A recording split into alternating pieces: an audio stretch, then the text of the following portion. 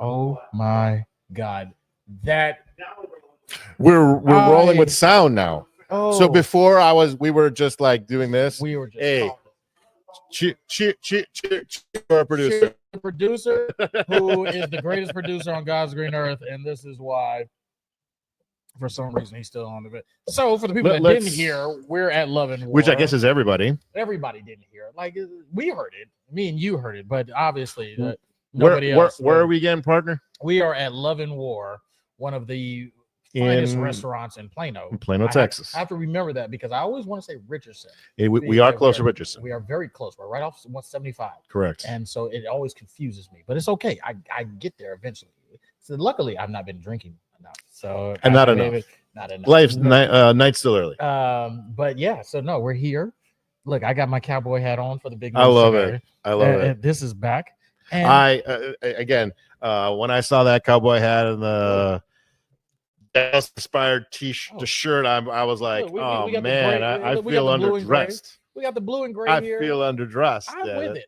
Look, and I was excited. And actually, what excited me the most is the first part of the news that hit. Not necessarily the second, because second part, we'll go into that. But the first part, when I saw Dallas was open to trading Micah, yes, I was like, here we go. Here we go. It just. I mean, we went through weeks of we're not trading him. We're not trading him. I don't care. Franchise tag, all that crap. All that stuff. Yeah. Because here's the thing. The franchise tag was invented for situations like Micah Parsons. Mm-hmm. You don't want to play here? It's not your choice. Correct. You're still under contract, my boy. Yeah. I mean, think about it from this perspective. Baseball players. I don't know if how aware of this you are. They have to go through the arbitration process for 6 years before they enter free agency. That's insane. No, I did not know that. Yes. I did not know that. In other words, here's your salary. Take it. Take it or leave it. Take it or go home. Exactly. Right? Take your ball and go home. I make this joke about Paul Skeens, the superstar pitcher, Mr. Livy Dunn, for those of us who are not aware of the inner workings of the Pittsburgh Pirates. We're going to teach some people. That's okay. And he only makes $300,000 a year. Now we say only, but in the baseball world, a guy who's flinging 100-mile-per-hour baseballs like it's a nothing burger, right? That's a tough pill to swallow. They don't realize what it takes to get to the judge type of contract, like how long it takes to get there. Well, again.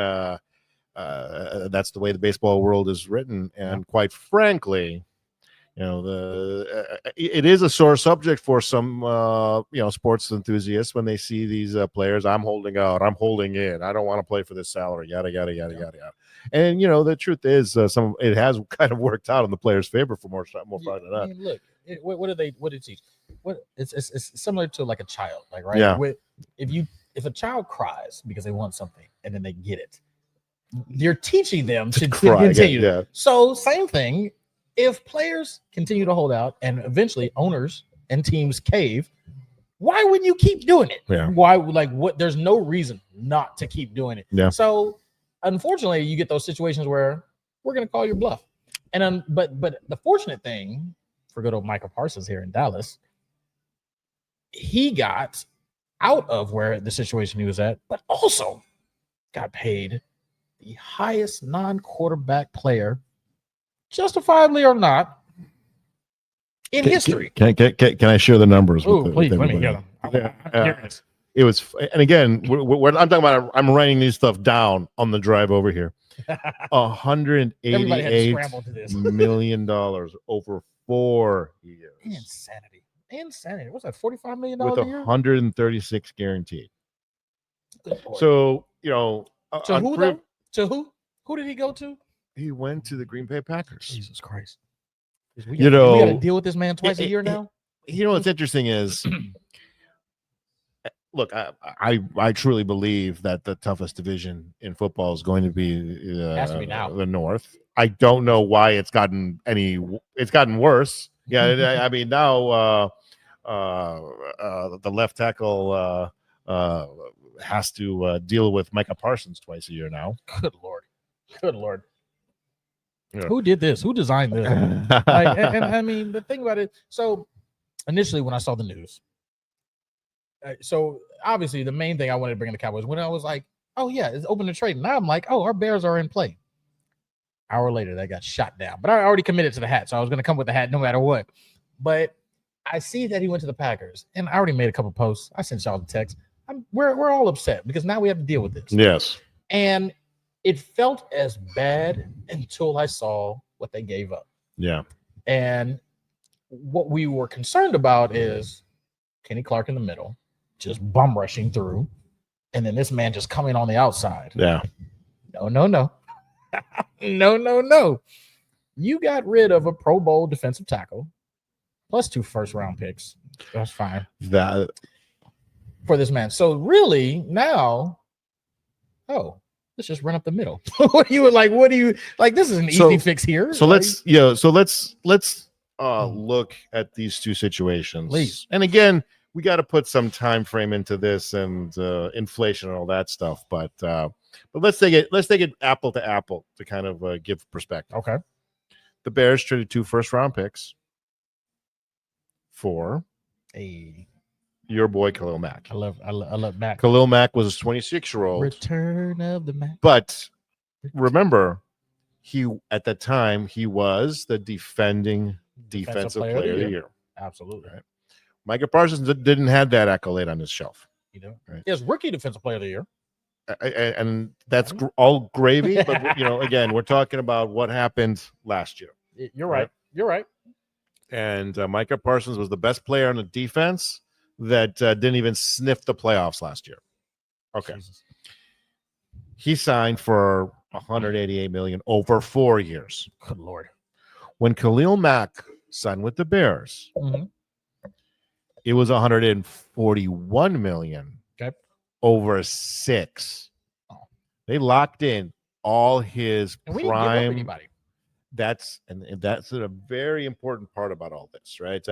Because I think people are just now kind of grasping this perspective that the Cowboys didn't just get 2 first-round picks. They got 2 first-round picks and a 3-time Pro Bowler who's 29. Yeah. Right. So it's not like, so now the question is, okay, you downgraded, but here's one thing I want to bring to light to some of my Dallas Cowboy fans. And by the way, I'm actually a Dallas Cowboy truther this year. I think they're going to outperform, right? And I'm going to tell you what's why. The definition of outperform? Like, let's understand. What's the expectation, and then what are we saying? Well, last year they didn't make the playoffs. They barely did better than what the Bears did. Right? So the bar is not really high here. Well, if you're a non-playoff team, if you become a playoff team, that's progress. Fair enough. Right. And let me tell you a little factoid about the Cowboys as they exist today.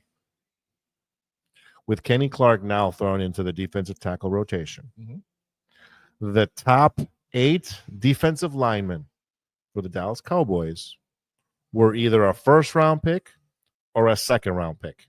None of them older than 30 years old. Okay. I mean, the Dallas Cowboys defense was built around rotation, right? Keep moving defensive players in and out. Make them run down the offensive lineman. You know who the defensive coordinator is here? No, I don't. Oh, you don't?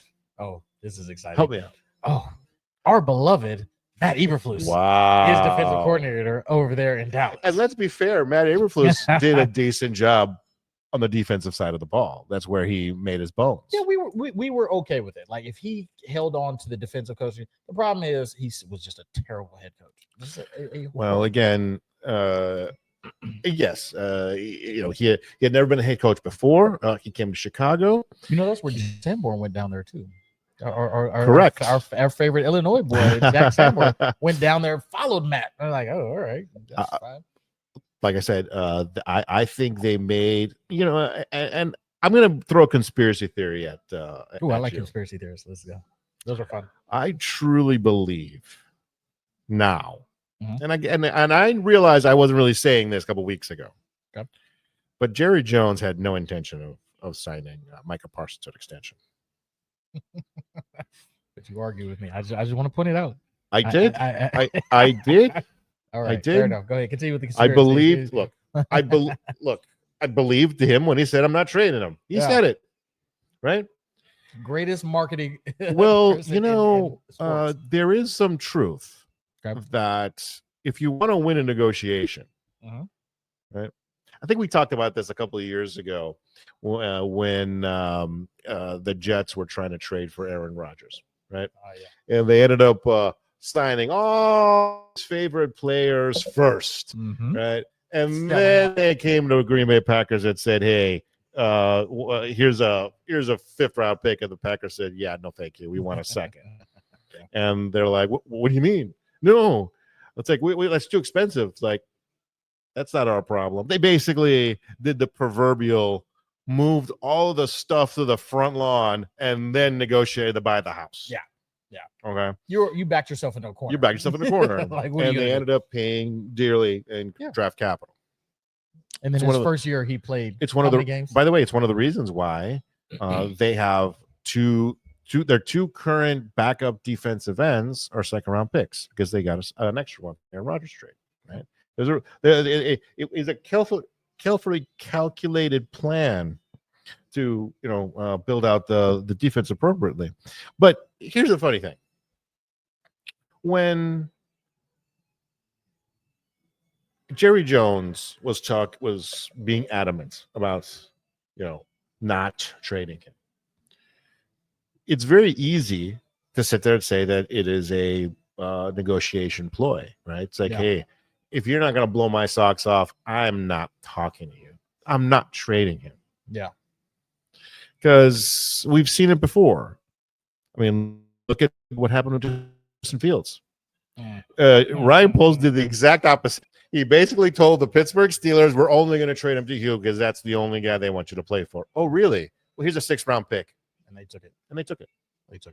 Right? Remember, there was a moment there where we thought we were going to get a 1st round pick for Justin Fields. Yeah, that went out the window. That went out the window. And again, that was because Ryan Poles told everyone, "I'm trading him," and told the Pittsburgh Steelers, "I'm only trading him to you." Yeah. Jerry Jones did the opposite. "I'm not trading him to anybody." Do you think this deal is a blow my socks off deal? Because it doesn't feel like it. For what you're talking about, one of the top pass rushers, because you said this, so we sent it in the group chat. You're talking about the top 3 pass rusher according to PFF. That's what you said. Number 2. All right. Number 2. I apologize. Number 2. For 2 1st round picks and a defensive tackle, granted, a very good defensive tackle, but defensive. Is this deal a blow my socks off type deal? Because it doesn't feel like it. Like right when we did the Khalil Mack deal, that felt groundbreaking. Yeah. That looked like a. Well, again, there's a big difference between just trading future draft capital for a player and trading future draft capital and a good player for a player, right?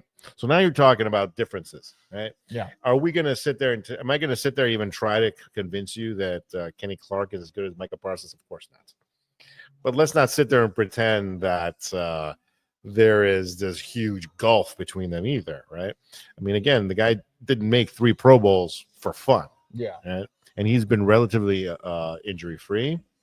And again, here's why I believe this conspiracy theory as well. In the Cowboys signed Dante Fowler Jr., a former 1st round pick of Jacksonville Jaguars, who had a career year last year for Washington. Right. And they drafted a defensive end in the 2nd round of this previous draft. Okay. So now, wait a second. Last year they drafted a 2nd round. You already had a 1st round defensive end signed from the previous year.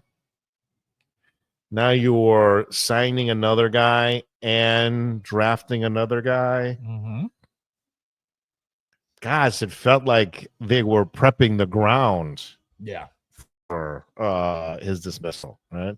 And again, I offer as proof the request for you, because you would think, oh, give me one of your defensive ends. No, we want your Pro Bowl defensive tackle, which again creates this dynamic situation with the Cowboys that nobody in the NFL can claim. Their top 8 players at all. So the starter and backup at each position are at least a 2nd-round pick. That is that's a fascinating perspective. And here's the other thing. That money that they're not spending on Parsons. Yeah. Well, guess what? Now they traded for a George Pickens. Yeah. Right. Yeah. Now they got a new offensive lineman. Right. I don't know if all of these things are the same in the exact same circle, right? And look, there's a really good chance Micah Parsons come to the Green Bay Packers, wreck the world on fire, and have 20 sacks, right? There's a good possibility that happens. But I also think that the Dallas Cowboys did have an exit strategy here. It looks like it. It looks like they tried to. So is this enough to now take over the division? Cowboys always love to talk about, this is your year. This is our year. How about them Cowboys? All that stupid shit that they say. Is this time? Because, again, you're still talking about the defending Super Bowl champions in your division. Yes. In the Philadelphia Eagles. Well, let's call a spade here. Yeah. Who are you? Can we now say you got all the pieces in place? Can you, okay, you made this trade. Yeah. Is this a punt for the season? Yeah. Or is this you feel you got better? Because we just saw Jerry get online and say, "Oh, we traded him and we got better." Okay, all right, Jerry, delusional old man. That's fine. Did you? For starters, I don't know if they've spread out enough cash of what they were, in theory, supposed to spend on Parsons to enough players to sit there and say that per se. Now, again, I think getting Kenny Clark in that trade is a lot more of a big deal for Dallas than people are giving him credit for. Okay, because again, it gives an incredible rotational piece at their true weakness on that defensive line. Right now, yes, it's a downgrade to go from Parsons to Fowler. Right, there's no doubt about that. Yeah, but the theory is that it's positive overall. Oh, it is. So, like you said, this thing is going to envelop the sports world until game 1. Of course. It's not going to be particularly close either. And we said it was against the Eagles? It was Eagles. Yeah. Wow. Yeah, divisional, Thursday night. I've already got invited to all these watch parties because they wanted they want to talk. And I'm like, look, that's fine. I'll go to them. Yeah. So actually, I got invited to AT&T Stadium. We should go. So let's go. I got invited to AT&T Stadium. I guess they do this thing where even if it's away games, they open up the stadium. Okay. So you can watch the game there. Jerry's gonna find any way to make some money. Whatever. Of course. I'm down. I'll be there in my Bears jersey. I don't care. I'll put a Cowboys hat with it. Whatever. But I told the people that invited me, I was like, look, that's fine. I'll go to this. We could be creepers and walk in with Parsons jerseys, but oh my God, that'd be hilarious. So Shields, they already put them on the clearance rack. They already put the Micah Parsons. It was quick when they heard it. They was like, all right, we're done. But I told them, all right, we're gonna go to this watch party, and I need you Monday night, front and center, because where we're gonna be on Monday night. We're gonna be at the Bears home in Dallas. Richardson, look, the wingnut. I know where we're at right now, but I'm so excited. Football's back, baby. Football's back. Look, we're getting ready for our draft show next week. Yes. Can't wait for that. I've already done one of my drafts today. We're going to talk about it in a minute. Yeah, it's going to be exciting because I listen to you. Okay. It's all right. We'll worry about that later. No. I think this is a great pivot because when you told me that, I almost fell off my chair. So you had your first draft. Was it yesterday? Today. When? Right before the Micah Parsons news dropped. Actually, during so the news broke. As we were drafting. Can I throw some? Can I throw some fantasy thought process in this? Mm-hmm. For the Packers to do this, they must really believe They're just there. Oh yeah. Right. For them to sit there and believe that on the offensive side of the ball, they had an Achilles heel, and we know what it was.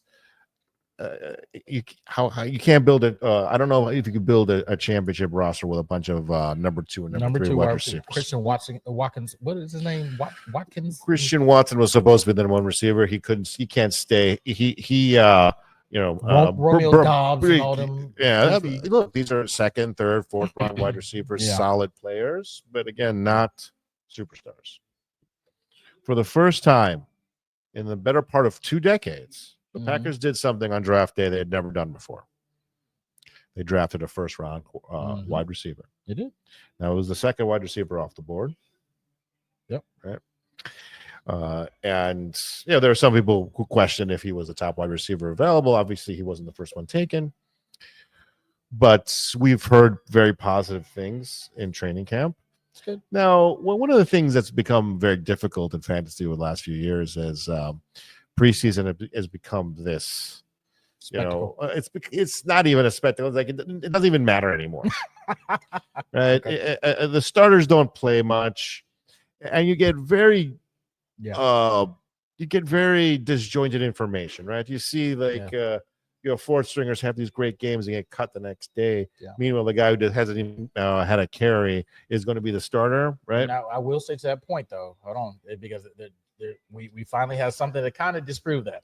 So we had one of our preseason camp warriors make the team recently.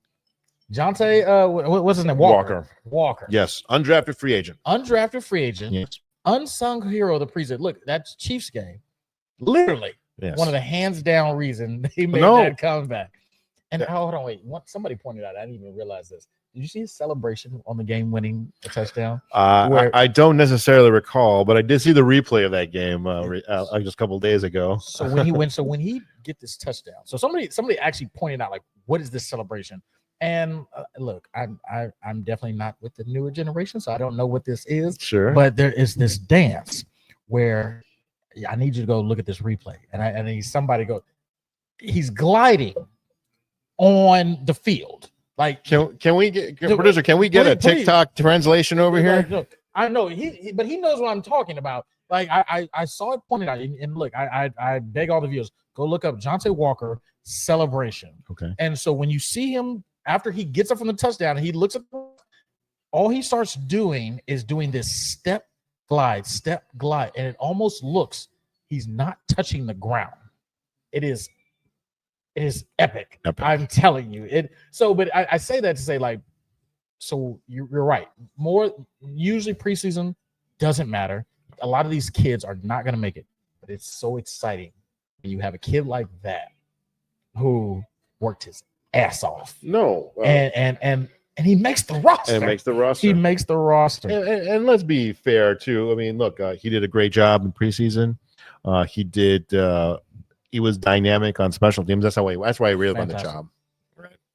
But at the end of the day, he took the spot of the fourth running back on the team, right? So, he beat out. Well, no. He wide receiver. He beat out Tyler Scott. This was Tyler Scott. Let's not forget, Tyler Scott was a third round pick a couple of years ago.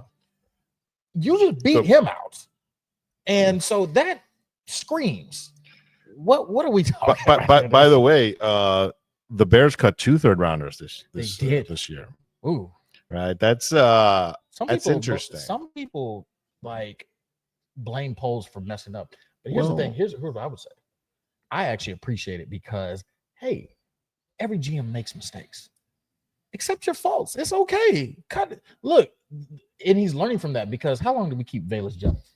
That horrible experiment. We kept it. That old rookie, like wasn't he like 24 when we? They were criticized when he was drafted. Oh my God! And then we just held on him for year after year. I think he was projected to be a 6th round pick when they drafted. How many muffed punts and kicks did you have to do before we said, you know what?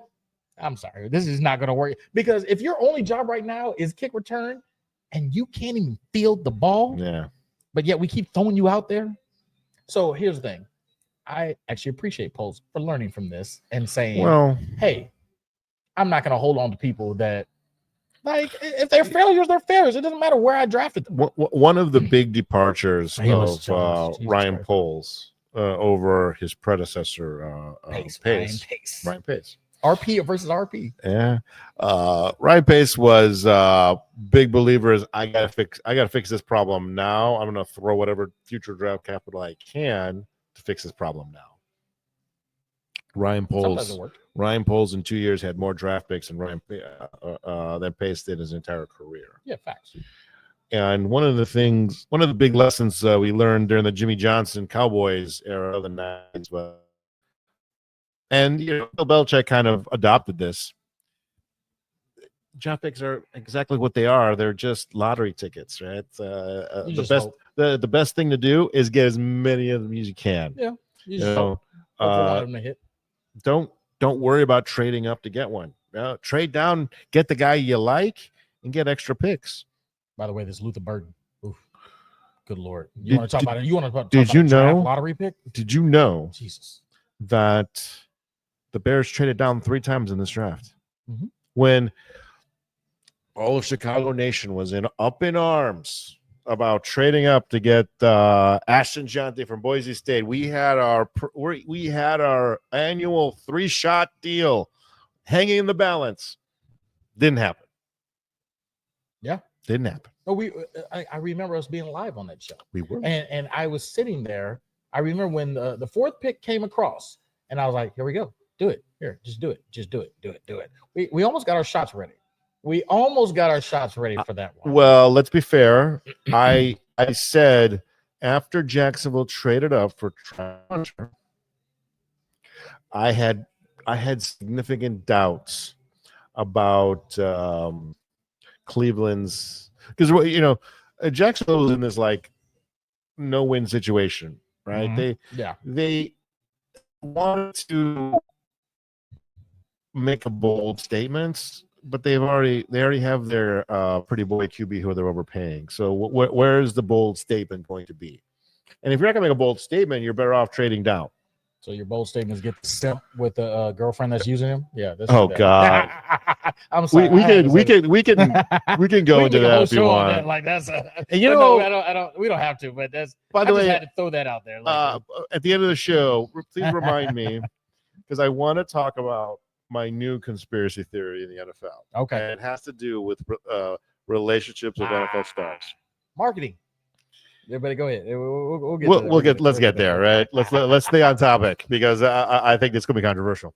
But no, let's pivot a little bit to fantasy football. Oh, hey. Sometimes. So, hey, let's talk about your first 5 picks. Oh my God. All right. So look. So I know last time we talked, I was about to be very reckless with a lot of my picks. I was almost thinking. So the last time we talked, sure. I was picking number 2 in yes. this one, right? And I'm thinking Justin Jefferson, Josh Allen. I mean, look, out of pocket, just out of pocket. Sure. Whatever the case is, I didn't go there. Oh, I didn't go there. Really? Cooler heads prevailed. Cooler. That's what it was. And maybe it wasn't. I wasn't drinking enough yet. You were drinking when you told me that. I'll tell you that right now. I know that. But yeah, we got it back. My number 1 pick, Bijan Robinson. It was number 2 overall. Look, it made sense. It made a lot of sense. Number 1 pick was Justin Jefferson. So really, it was. That's very interesting. That was number 1 overall in this league. Wow. And so look, I know I say some crazy stuff, but my Justin Jefferson thought process was not out of, and look, if you looked at his average pick in a lot of leagues, 1.6. Yes. That's where he was at. Well, and let's remember tequila and Red Bull, sugar free. Yeah. I remember Justin Jefferson has a rookie QB this year. But who's he going to throw? He's not throwing to anybody else.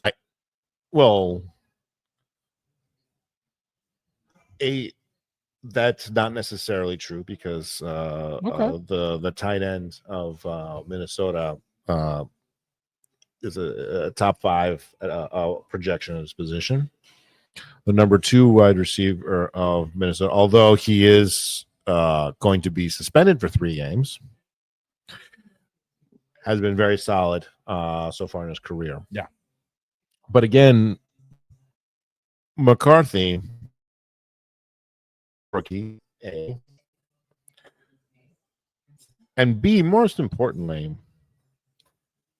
worked in an offense where his arm was, let's be fair and say, underutilized in Michigan. Okay. Right. There were a lot of people that criticized the Vikings for that particular selection for that reason alone. Okay? You don't know what you're getting. Now, we've seen positive things from the other first round QBs of that year. Yeah. I mean, I think you told me you even took one of those QBs on your team. We'll get to that. We'll get to it. Yeah. We're going to go through the list. We're But going to go through the list. with every round in the NFL, an NFL fantasy draft, there are 2-3 guys that I'd love to target, and there's 2-3 guys I'd like to fade. Now, the easy fade in the first round is CMC, right? Oh God, yeah. I'm avoiding him at all costs.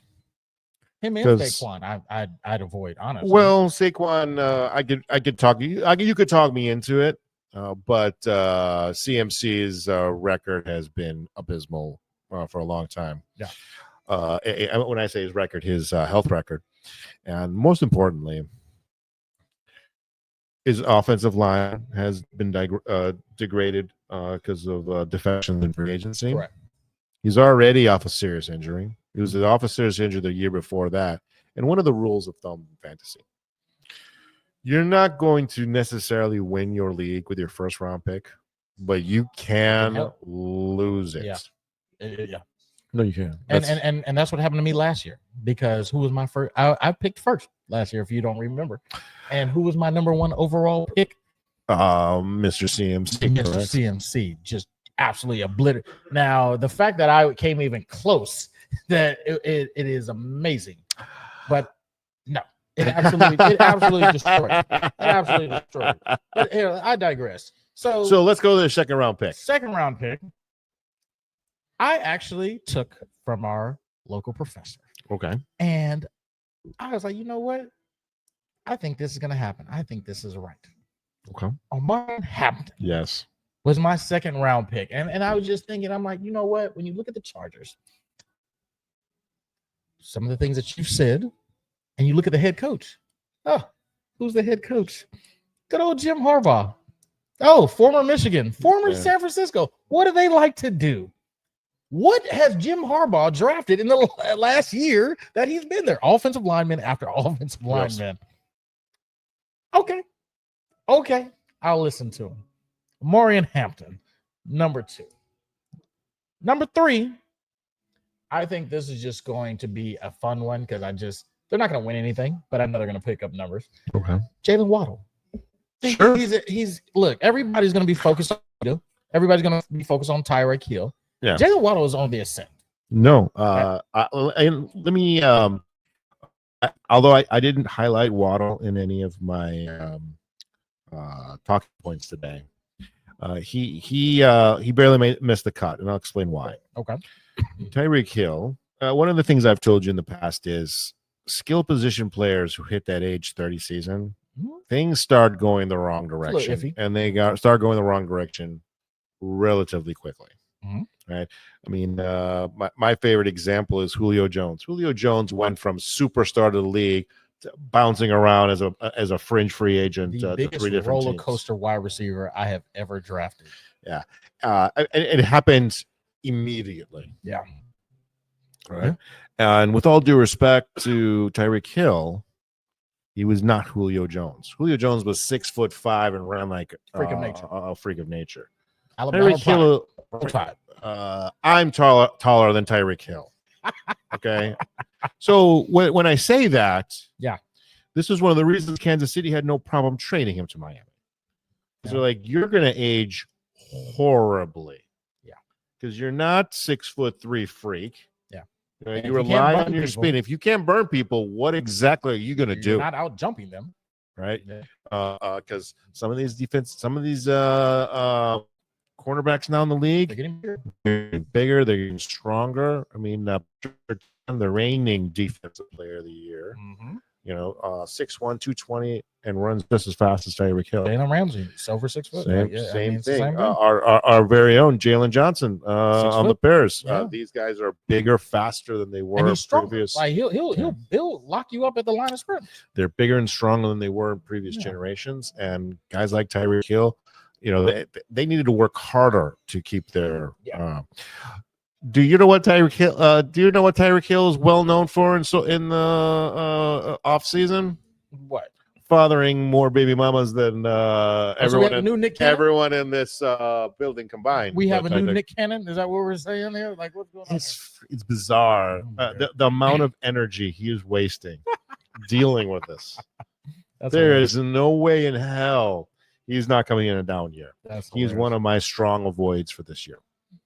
But as someone ascends, as someone descends, the equal and opposite reaction of an ascension of another person. And the thing is, Tyreek Hill, the name will still garner attention. Yeah. So that's fine. Go ahead and double that. No. I told you that was a very strong move on your part. Right.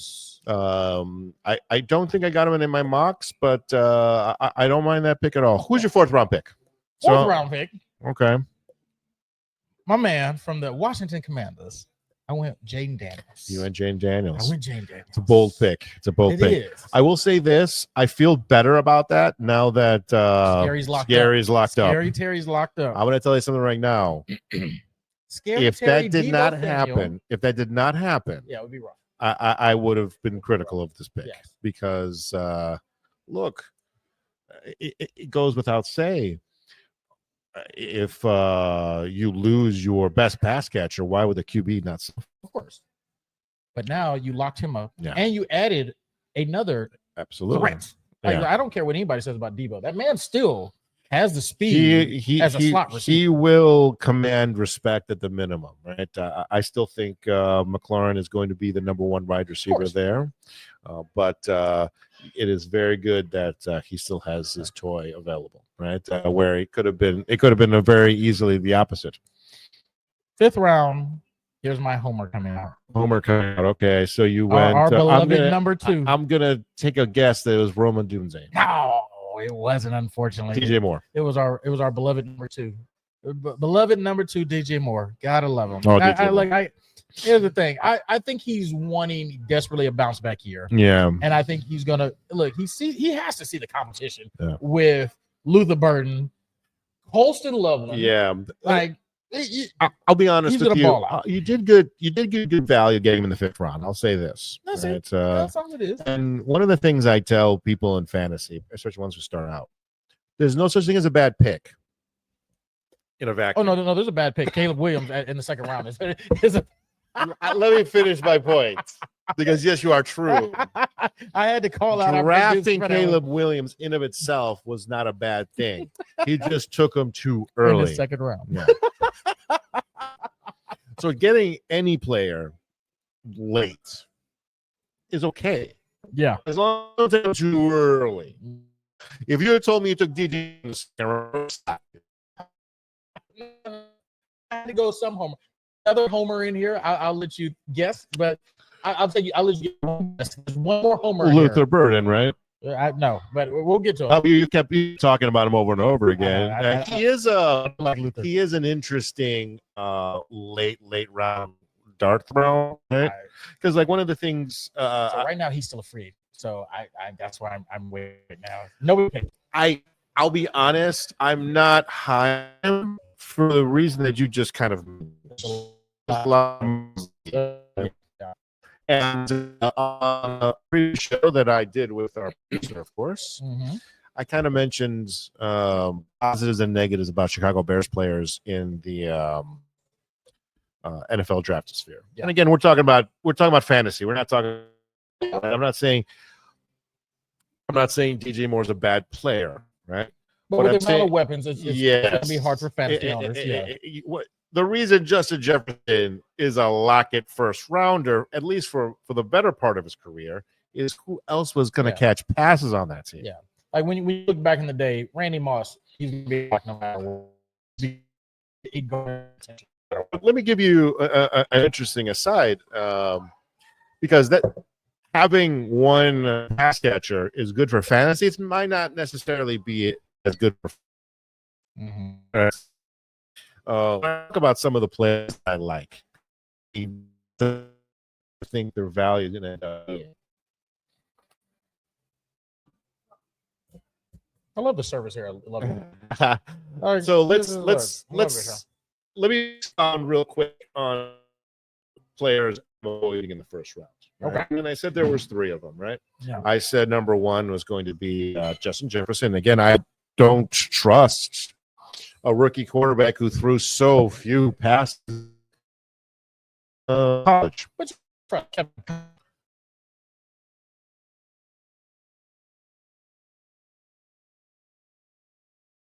Overall, outperform. Yeah. Oh, Justin Jefferson, and it might be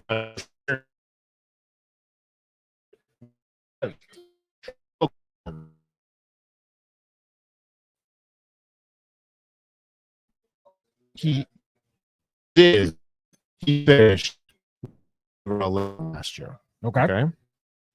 He missed 4 games. Okay.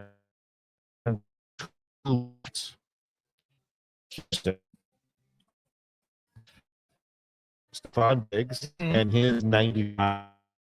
Yep. Go. Don't forget about Tank Dell, though. Hold on. Oh, no. You don't remember Tank Dell's out for this.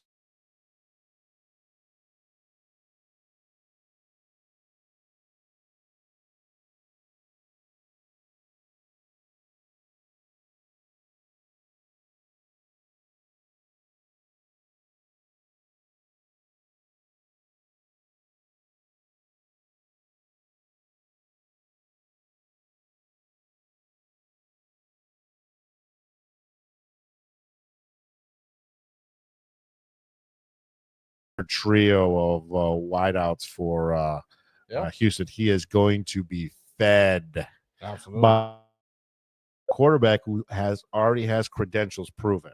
Yeah, right. No, it's going to look good. So he's one of the people that I really really like in the first round.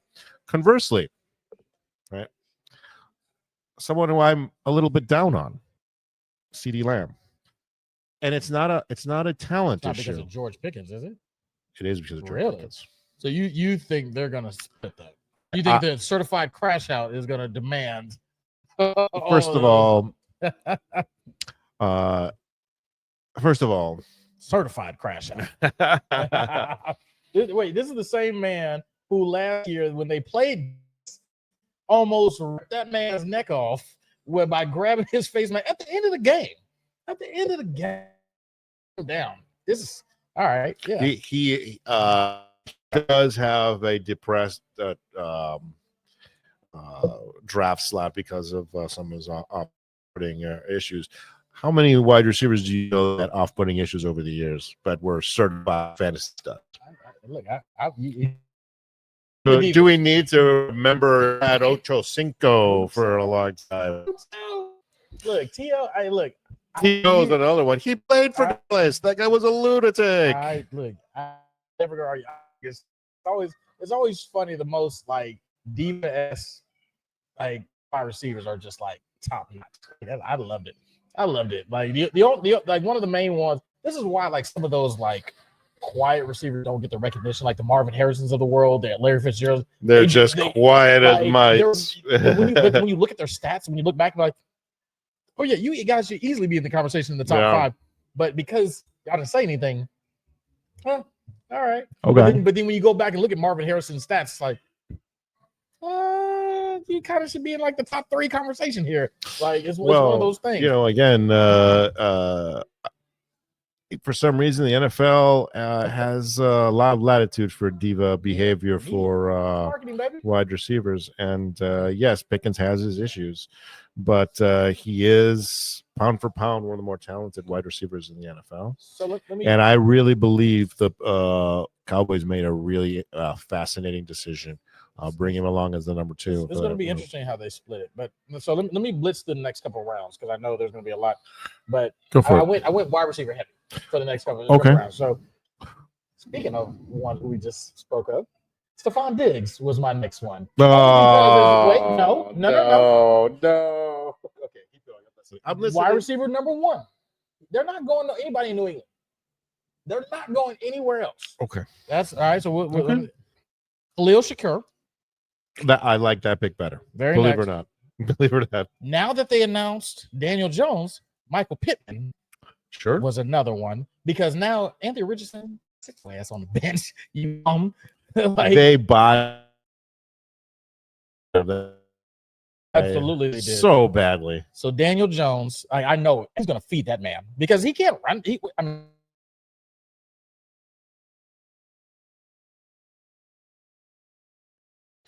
I think he's definitely going to be at least my flex on several games. Okay. Several. Now, here's my next and final homer pick. I think, and I hate to say this as a Notre Dame fan, I hate to say it. You're Loveland. Colston Loveland is my tight end number 1.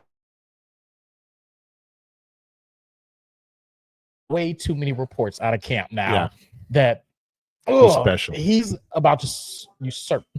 And I hate it because I love Cole Kmet. Yeah. I love Cole Kmet. That's the Fighting Irish, baby. And we expect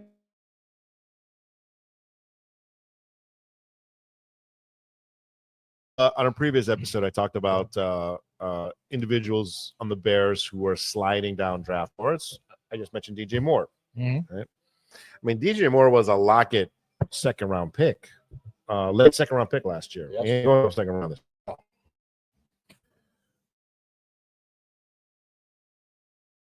So sliding down because again, he's got to share the ball with a lot of people now. The guy sliding up boards is Loveland. Yeah. One of the more fascinating stories I heard about the draft. The Bears selected 10th. The phone calls blown up going in to the 9th pick were deafening. Jesus. As soon as the Bears took Loveland, the rumor is the phone calls stopped. There were about 5 organizations begging to move up into the top 10 to take Loveland. And what's interesting is, we were at the draft live. I thought Warren was going to be the pick. Oh my God! And I heard Loveland. I'm like, I don't even remember watching this guy. Like, I don't know anything about him. Warren. Remember Kevin Warren? Caught 130 balls for Penn State last year. He was their number 1 pass catcher. I mean, it was I think, by the way, both of the rookie tight ends are going to have big years. Have you noticed like the big tight ends coming out recently are just exploding? Brock Bowers, and then like Sam Laporte of the year before that. Yes, like I think the game is evolving to that. And it's interesting. The tight end position evolved dramatically with the all-time great Anthony Gates, who played all those years for the Chargers. I'd even say before that, Tony Gonzalez. They were kind of in the same era, right? Yeah. But remember Gates was undrafted. He was an undrafted free agent basketball player turned into a freak tight end. Yeah. Hall of Fame tight end, like Hall of Fame. I want to say it was this year, right? Yeah. No, he just got inducted because they did the Hall of Fame game. And I found it fascinating because, like you said, the last 2 years, the number one tight end who finished in fantasy was a rookie. Yeah. 5 years ago, this is unheard of. Wouldn't even think about it. Not even in discussion. Yeah. So here we are with these new age tight ends, and they're taking the league by storm.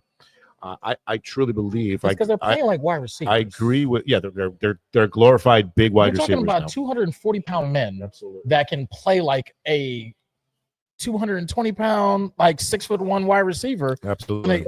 Because here's the thing, people forget about Colson Love. Like when they won the national title, he was dominant then. Yeah. We just forgot about him because the very next year, the quarterback changing and everything, JJ McCarthy leaves, and you don't really have consistent quarterback play. He falls off. Yeah. And even when we drafted him, you're right. We were both on the same level. Like obviously, when we don't get Ashton Genty, and we say Colson Love, I'm like, wait a minute, hold on. Well, you remember we went tight end, and wait, there's Tyler there. Yeah. Do you remember what I was saying? Remember who I was saying I really wanted, right? Maureen Hampton. Your new second round pick. I'm going to tell you something right now. It is my one of the themes of the NFL fantasy draft this year will be the rookie running back phenomenon. Yeah. Right. And we talked about Gianti, right? Who, by the way, is going at the end of the first round. I think he'll actually return first round value. Because I think he has superstar written all over him. And where else are they going? He has no competition. Yeah.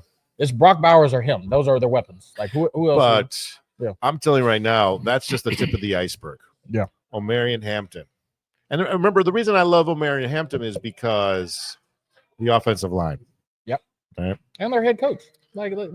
They're going to give him the rock, and he's going to have blockers in front of him. Every single time. And I'll tell you, I found a quote from a scout very interesting. Someone was asking some of the defensive players of the Chargers what they think about Hampton. You know what they said? I hate tackling that guy. Oh, I believe he runs angry. When your compatriots are saying this stuff. I'm sorry, I got to cut you off. All right. Because I just came across. Okay. I'm sorry, because the big news is going to be this Micah thing. So Jerry just did the recent interview, and so listen to this quote. I got to get your thoughts on this. So obviously he got the 2 picks from Green Bay. This is what he said in his interview. Nothing says we can't use some of those picks right now to go get somebody.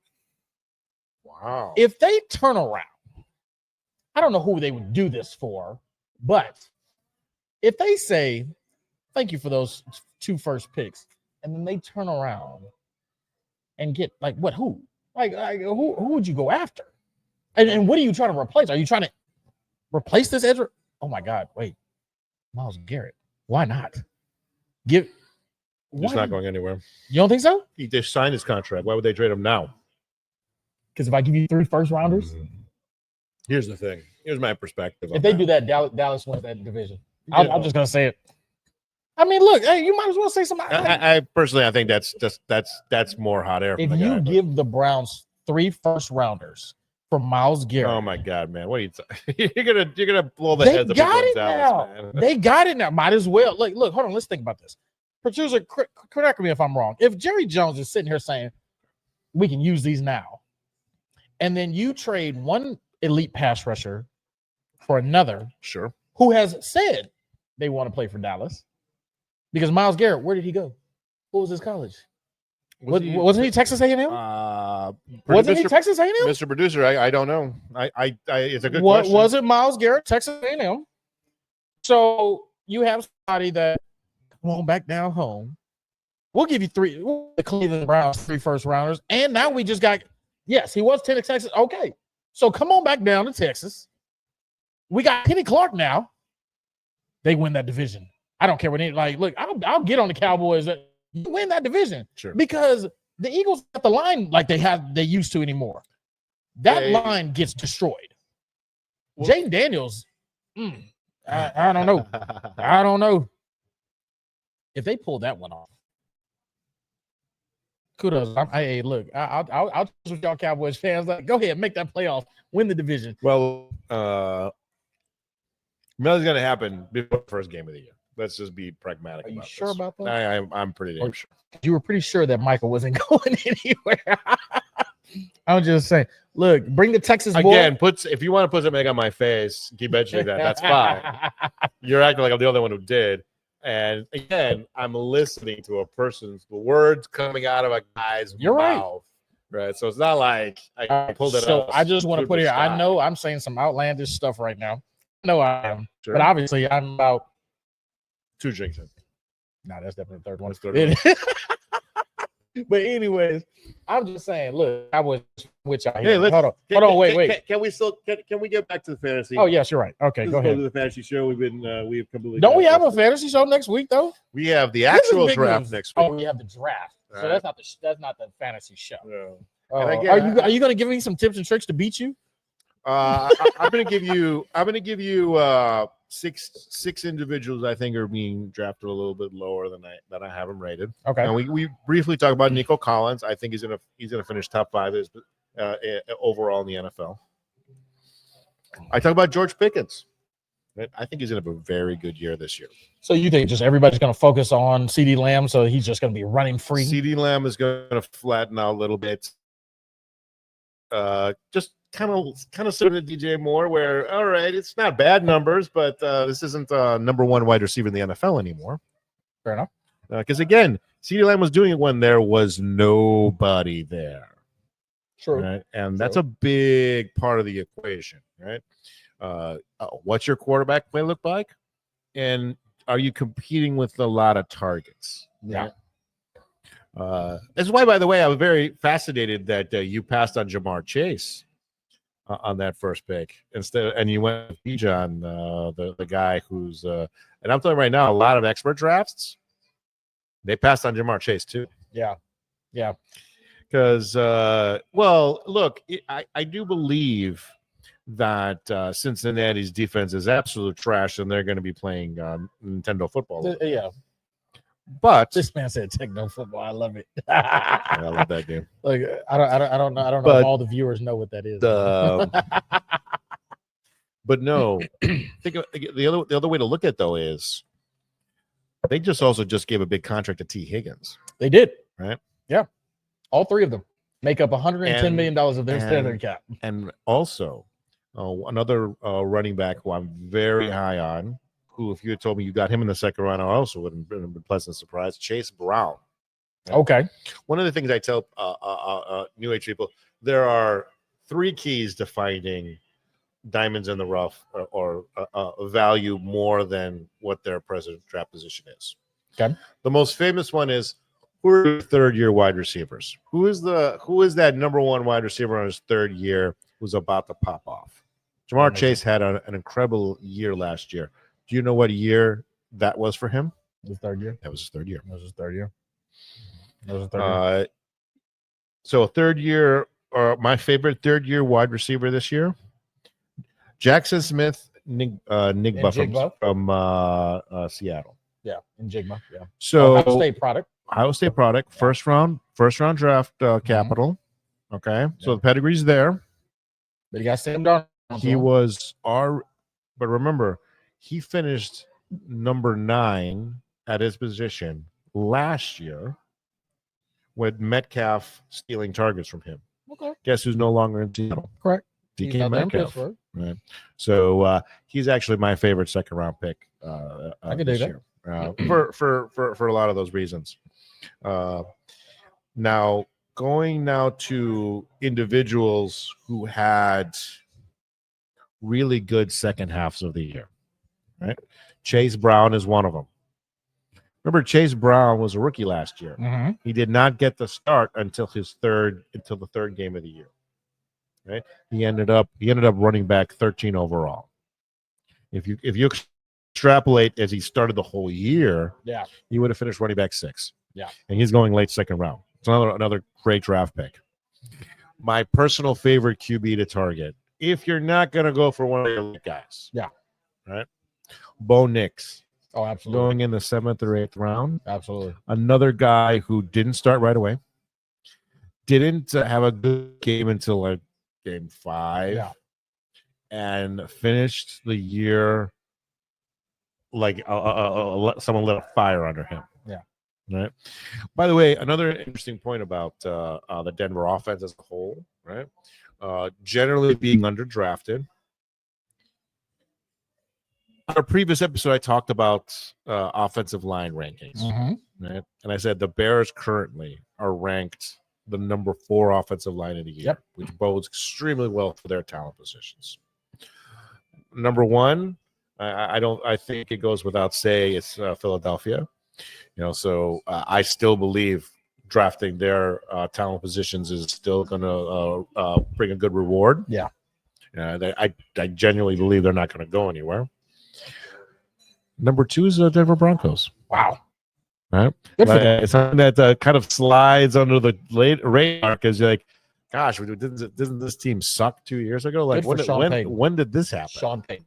That's Sean Payton. And they are riddled with late round draft picks that have been over before. Sean Payton. Good for him. Good for him. And, Bo Nix is going to be a big recipient of that. Right? One of my favorite wide receivers going late in drafts, Cortland Sutton.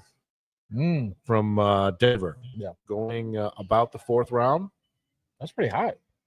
Well, that's pretty high. Did you know he finished wide receiver 10 last year? No, I didn't know it was that high. It was. I know it was significant. I know he had some big games. He had a great season, and again, similar to Bo Nix, he didn't get started till like game 5 or 6. I feel like he was, but that's what I was going to say. I feel like he had some roller coaster games, so that's what makes him intimidating. Well, the pedigree is not necessarily there, right? Yeah. I think he was a 2nd or 3rd round pick.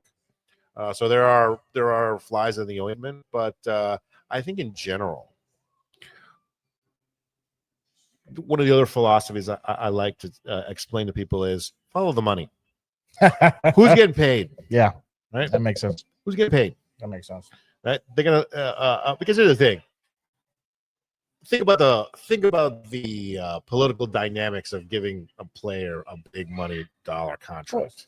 All of a sudden, the coach and the GM are invested in that person doing well. Correct. Right. They deserve it or not.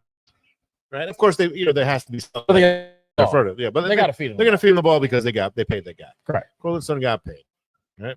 So similar to Scary Terry, I think he's going to have a big year because. Look who has to throw in the ball. Go ahead, keep throwing it to him. I was a little scared about Jaden Daniels. You take away the guy's toy, he's rough. What's going to happen? It's rough. Right? It's rough.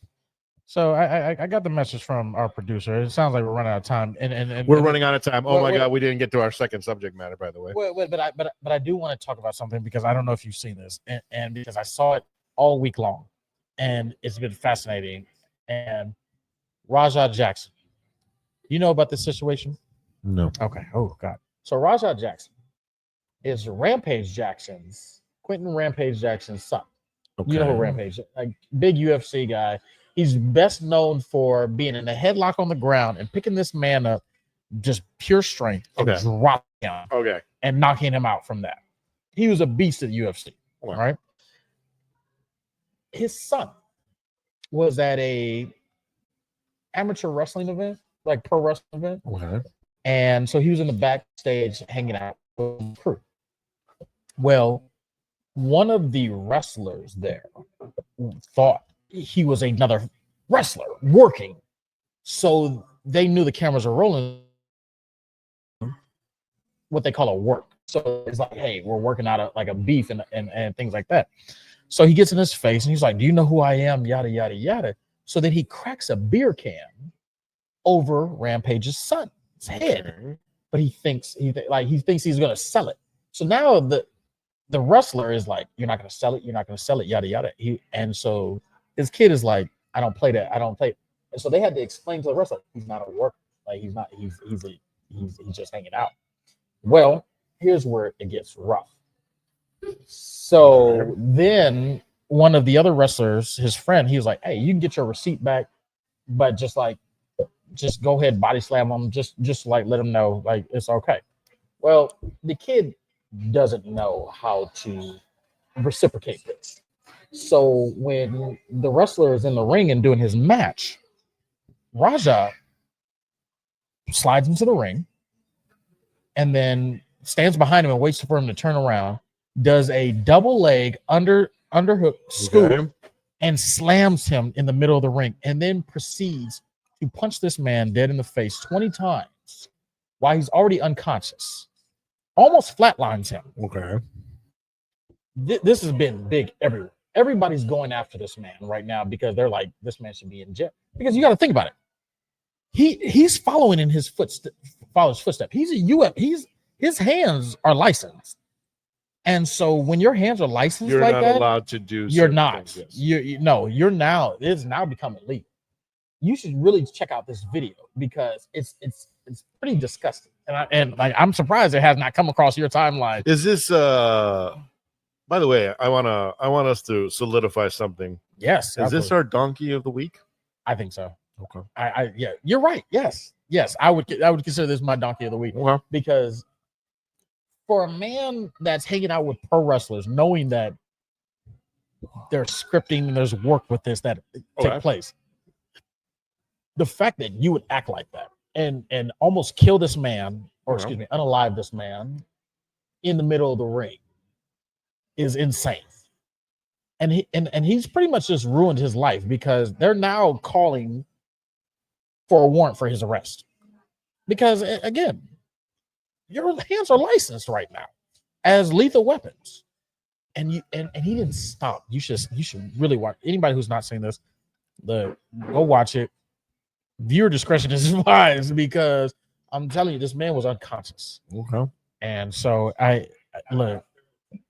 yes, it was insane. And so our donkey of the week, Rajah Jackson. Rajah Jackson. I'm going to call. I like that. I'm all right with that. It is what it is. But I mean, look, I pray for that pro wrestler. His name was Psycho Stu. That's what his name was. Prayers for him for his recovery. They said he's awake now. Right. But they said he flatlined in the ring. And so it is what it is. But look, it's always a pleasure coming out to Love and War. So can I do a McDonald's version of? Oh, please! This sounds fun. Okay, so like I'm not gonna extrapolate. I'm just gonna give the names, guys I like, guys I'm avoiding, and my particular. Oh yes, for the fantasy. Yes, deep sleepers of the draft. Yes. Okay. So again, guys I like: Bo Nix, okay, Nico Collins, I like it, Cortland Sutton, and my personal favorite, Jackson Smith. Njigba. I'm gonna have that guy on my team. I'm not gonna be able to know how to pronounce his name. I'm glad this is recorded because I'm not gonna remember any of this. Guys, I'm staying away from. Yes.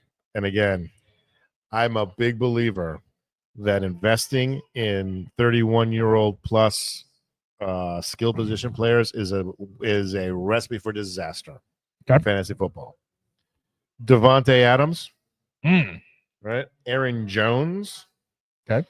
James Conner. Mm-hmm. Again, all these guys well in their 30s. Yep. And of course, the individual that is currently residing on your team, I guess you forgot to list it on the second half of the show. You like the first half, you list the second half. You still haven't listened. We'll fix you next year, I promise. Stephon Diggs. That's okay. Because I'm sorry. Aside from being 32, aside from being off a bad injury, aside from being basically mentally unstable and causing all sorts of commotions offline. I mean, he's off a bad season to begin with. Like, there's no track outside of he's the only wide receiver they're paying right now. It's like, okay, at least he's not my receiver one. So okay. I'm going to tell you something right now. I think the big takeaway, and I truly believe this is going to happen this year, is the rookie running backs. I got one. I got one. I'm going to tell you something right now. If you have a draft and you don't have at least one on your team, you made a mistake. I got one. Nobody can say it. I got one. Because it's not just Jonte, right? It's Hampton. Yeah. Right. It's Harvey from Denver. Yeah. Right. Got one. Do you want to know who the skill position player to target on New England? Hendrickson, the former Ohio State running back. I'm going to tell you something right now. They're going to feed that guy. I believe it. On the ESPN experts draft that happened just a few days ago, Hendrickson went in the early second round. Well, we got a draft show next week. We got so right now the rookies, and now my deep sleepers, guys who you're not after the 10th round. Yeah, Cedric Tillman, wide receiver for Cleveland.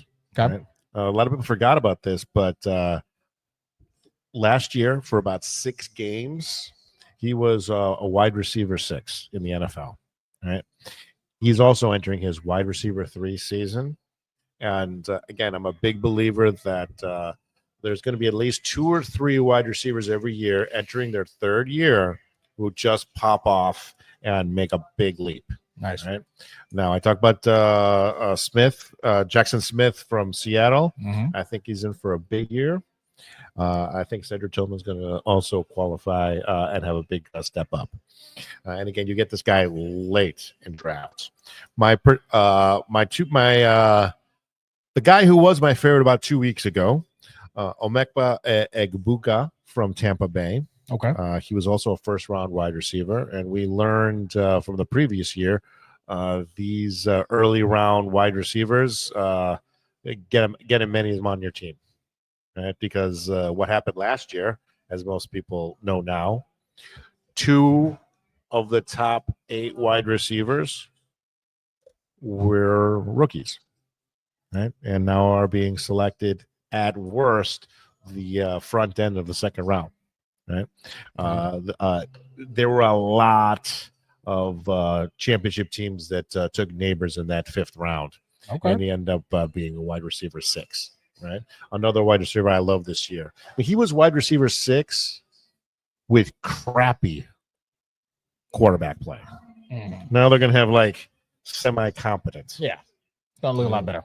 I'm telling you right now, something I predict after this year when he goes into his wide receiver 3 season, he's going to light the world on fire. Yeah. And everyone's gonna like, what the hell was everybody thinking passing on him? Yeah. Mr. Roman Duze is another one that I'm very, very high on. He's going a little bit earlier than the 10th round, but I like his value a little better than DJ Moore. Now, again, you got him later than normal, so I wasn't a particular upset about it, right? And now my favorite deep sleeper, and I shouldn't be saying this. Hopefully, our producer's not on the camera angle. Yeah. Learn this name, Ja'Cory Crosby Merritt. Ja'Cory Crosby Merritt. Okay. So a few days ago, the Washington Commanders did something. Remember, we're over time limit. I just want to. I don't care. He doesn't tell us when we start on time. I'm not gonna let him tell me when we end. But no, they did something very strange. They traded away their number 1 running back. Okay, Mr. Brian Robinson to the 49ers. By the way, also another key tip: if you do want to go CMC. Draft Brian Robinson as a backup. As a backup. Yeah. Okay. He is the one player that you need his handcuff. Yeah. No discussion. Anyways, but Ja'Cory Crosby Merritt, 7th round pick, will be now the new number 1 running back with Jaden Daniels handing him the ball. Remember one of the things I told you about the Bears' brand new 7th round running back. Mm-hmm. The running back class this year was so good that 5th round running back, he's more like a 3rd rounder. Okay. That 7th round running back, he's more like a 4th or 5th rounder. Yeah. Right. So, for example, another excellent dart throw, Jaden Blue from the Dallas Cowboys. Okay. Again, he was a 5th rounder, right? And again, you hear 5th rounder, and you kind of think, well, okay, maybe he gets a chance to make the team or contribute. Yeah. No, he's more like a 2nd or 3rd rounder in a normal situation, and maybe you should be highly considering him. Yeah. But again, going back to my original point, there are 4 top-tier running backs rookie class: Johnny, Hampton, Harvey, and Hendrickson. Get one of them on your team. There we go. And these running backs I said just right now, also rookie running backs going really late. throw them on the back of your bench and see what happens. So, anyways, that's my fantasy football. Do we have time, producer, to make one little funny comment? All right, let's put the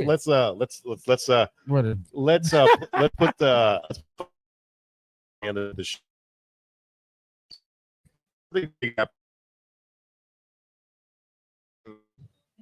Okay. Maybe I missed it. I don't know. So our favorite, let's use that term loosely, tight end in the NFL, dating an international. Yeah. We're doing that.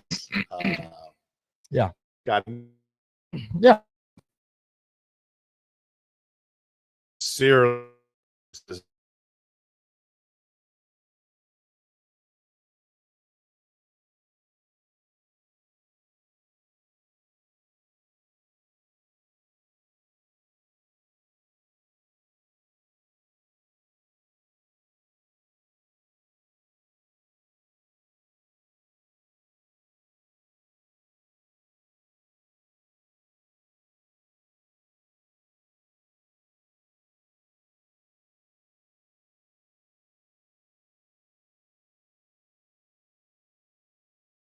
For other reasons, but I just don't think he's going to be providing any value as a wide receiver.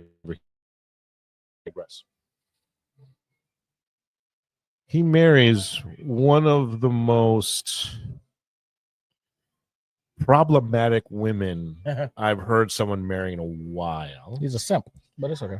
Spent $1 million on this wedding. Yeah, bought her a Range Rover. Bought her a $350,000 special made Range Rover. SIMP. Didn't sign a prenup with this girl. Yep. 2 months into their marriage, here's your divorce papers. Simp. I want $40 million. Simp. Capital S. I've been married 2 months. M, I want $40 million. And you know why this thing bothers a lot of people? Okay, because you said simp, but can I make a very specific point here? Mm-hmm. Have you seen pictures of this girl? Gorgeous, stunning. I would say so. Okay, I'm not saying she's ugly. I'm sorry, she's not Helena Troy. No, she's not someone I'm going. But to she be definitely looks like she was set up to do this. Well, here's why I think things took a dramatic turn for our favorite NFL couple. I use that term loosely, of course. Yeah. Do you know who Madison Beer is? No. Okay, look her up right now on your phone. Madison Beer. Madison Beer. Okay. She is a, let's be fair and say, a second tier pop star. Okay. She's gorgeous. Yeah. Okay. All right.